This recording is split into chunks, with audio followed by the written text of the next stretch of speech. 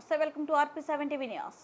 మంచిర్యాల జిల్లా కాసపేట మండలంలోని junior assistant Tirupati మీద కలెక్టర్ చర్యలు తీసుకోవాలని జర్నలిస్ట్ దుర్గం శరత్ చంద్ర డిమాండ్ చేస్తున్నారు. పాత కక్షలను మనసులో పెట్టుకుని జర్నలిస్టుల ఫోన్ నెంబర్లు బయట వాళ్ళకు ఇచ్చి భయపెట్టిస్తాడు. విధులకు సక్రమంగా హాజరు కారు, ప్రజలను హరిగోస పెట్టుకుంటాడు.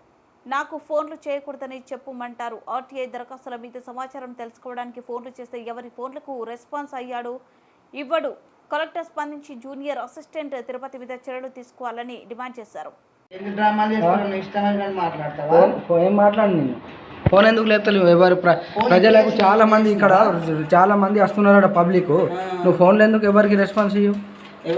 ఎంపీ ఆఫీస్లో జూనియర్ అసిస్టెంట్ మీరు ఫోన్లు అరే ఫలానా వ్యక్తి అని చెప్పాడు విలేకరు. ఎవరిని అట్లా చెప్పారు? ఎవరు ఎందుకు చెప్పారు? మొత్తం మండలం చెప్తారు. అందరి ఫోన్లకు రెస్పాన్స్ మంచిగా ఇస్తారు కదా మీరు బాధితులకు.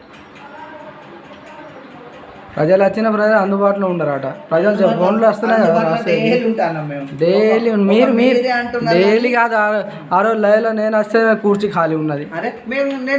మీరు లీవ్ పెట్టుకున్న లీవ్ లెటర్ చూపేయమన్నాం కదా ఎంపీడీఓ సార్ని.